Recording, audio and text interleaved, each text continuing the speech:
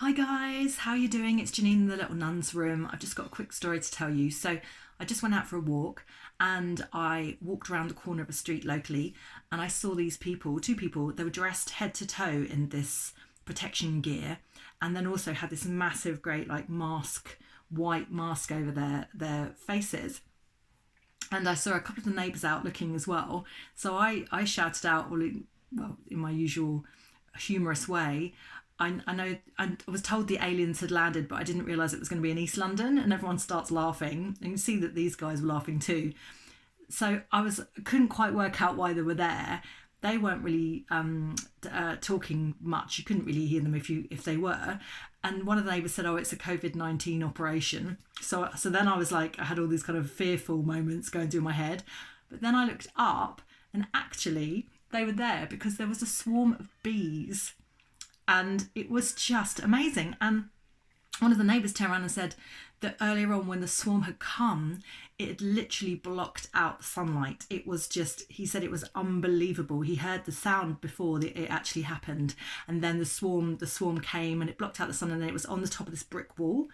So I just stood there watching for about 5 minutes, and from what I could see, the gentleman of this couple, they had a box they brought out which looks like a beehive, top of a beehive, and he took the box up and he had a brush and he brushed the bees off into the box. It was absolutely fascinating because it dropped into the box, and I was thinking, oh, is he hurting the bee? He's obviously brushing them, but is he hurting the bees or are they stinging him? And it was an upper ladder as well, so it was pretty hairy. And these two people, they look they look fairly elderly. I was like, very brave.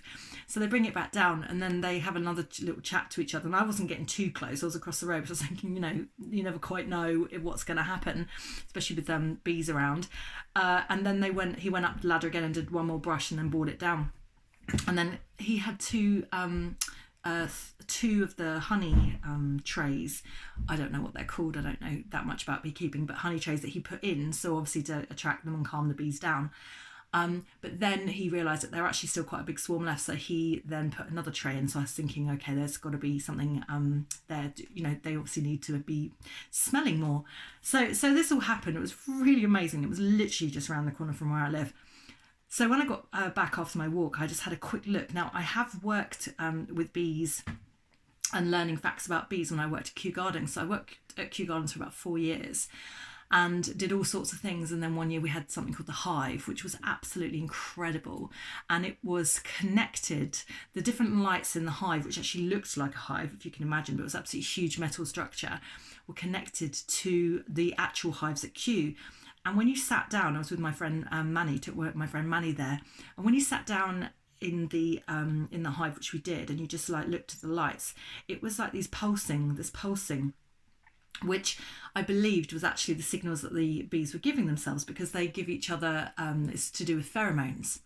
And that's how they communicate. So you just see these pulses every so often of these different lights. It was just the most magical experience, and the sun was coming down as well, and it was really magical just being like in the zone with these bees.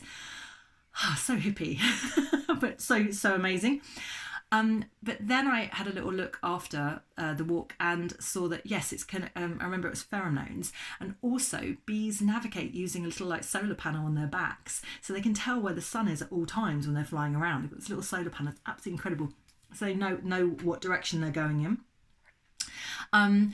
But the reason that they swarm is because in wintertime, beehives, there are less bees. There are less bees. They all snuggle up for warmth, and they survive the winter. And if you're a beekeeper, what you do is you feed them and you keep them going through the winter. And then natural bees, if they're not having their honey taken from them, then they use that honey to survive the winter. But I just found out that in the summertime or springtime, as we are now in England, the bees get more. They swarm more. They become a much bigger population. And what happens is the queen's pheromones are super duper strong. It's how she controls her whole tribe here. I'm sure it's not tribe, but you know what I mean.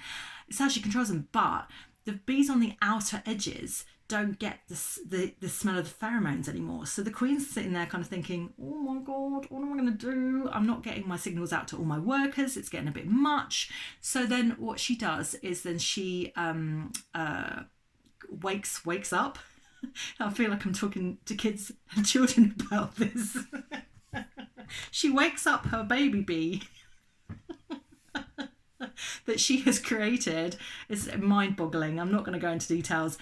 And that then becomes another queen bee. And what happens is that queen bee, the new one, will stay in that hive. And then the swarming bee, the original queen bee, will then leave and then go and find another hive. So she's actually passing on her line of descendants, and I just think that is just absolutely incredible. And I was watching this video that this girl that was talking about it, they've actually managed to capture both of those bee swarms. They've got the original one, but then they've got a new one, and they're actually lucky and ready for it. They obviously knew, they're professional beekeepers, they obviously knew that this happens every single year. And the bees don't swarm that far, they don't go that far, she said. So each time they had their beekeeping hives, and they were only like, I don't know, 20 foot away on a tree trunk, and they were there swarming. So they don't actually go too far, which makes me think that either someone around here is keeping bees, and it's just missed the fact that one of their beehives has gone, their bee swarms has gone, or there is a wild bee swarm somewhere around here living in some gorgeous old ancient tree, and it has to be local to that one. So very exciting, super duper exciting.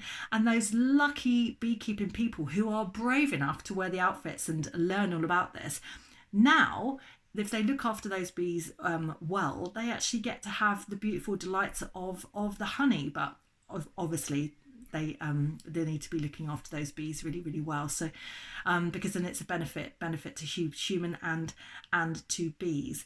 And I just think that is absolutely amazing, because there's so many things in the world about bees being killed out. And if you don't have bees on the planet, that is it. We're gone. It's like that symbiotic. So I was very, very excited to see that today. I do wonder if I'd ever be brave enough. I feel like I would be. I feel like I could kind of zen my energy enough just to be able to deal with that. I just think because of the beauty of it and the respect of it, I think you've got to be a very kind of karmic person. I'm not... But then it could switch in a second and I'd be like running off screaming. And me shouting out about the aliens, I'm like, oh my God, Janine, that's the last thing you want to do when there's a bee swarm around. But I truly didn't see it. I didn't clock until it was, the wall was like really brown colour, so I didn't clock it. But when I did, magical moment. So... lovely, lovely bees, the bee's knees. If you like what you hear, please subscribe and follow. And there are actually still a few bees left there, just swarming around. So I really hope they're okay. I might have to go back and check on them tomorrow. Not that I really know what to do, but just to say hi and just hope that they've gone and maybe gone back to their original. Perhaps they've gone back to their original home. How gorgeous is that? It's just amazing. So speak soon. Lots of love. Bye.